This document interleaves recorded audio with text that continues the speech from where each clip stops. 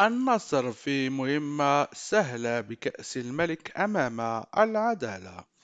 سيكون النصر مرشحا لبلوغ ربع نهائي كأس الملك عندما يلاقي ضيفه العدالة، بينما يحل أبها ضيفا على التعاون في ثمن نهائي النسخة الحالية يوم الأربعاء.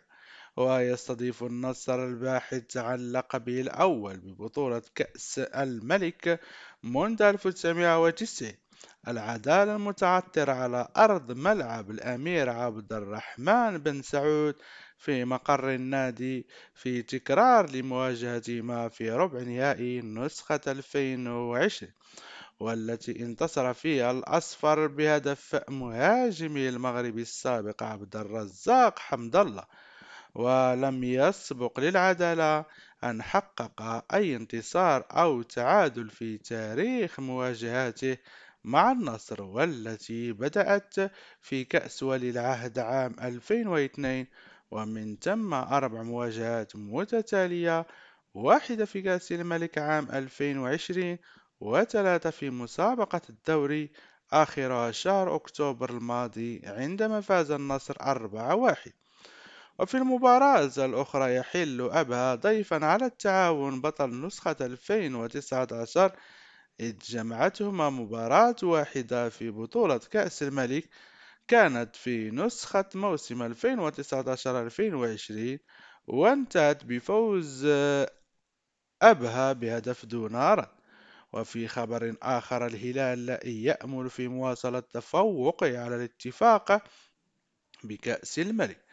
يأمل الهلال بمواصلة عقدة للاتفاق في كأس الملك والانتصار عليه للمرة التالية تواليا، عندما يستضيف يوم الأربعاء في ثمن نهائي النسخة الحالية. وانطلقت النسخة الجديدة من كأس الملك يوم الثلاثاء بمواجهتي ضمك والوحدة والفيحاء والخليج.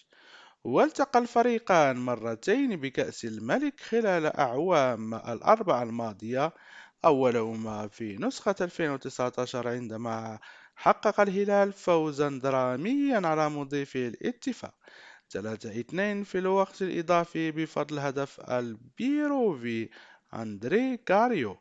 وفي طريق الهلال للفوز بلقب نسخة 2020، التقى الفريقان في ربع النهائي وفاز 2-1 بفضل هدف صالح الشاري الذي جاء في الأشواط الإضافية. ولعب الفريقان مباراة جولة الذهاب في دوري روشن السعودي شهر أكتوبر الماضي، وانتهت بالتعادل بلا أهداف. والتقى الفريقان في 8 مباراة ببطولة كأس الملك عبر تاريخهما. فاز الهلال في 5 مباريات مقابل 3 الاتفاق، آخرها عام 1985.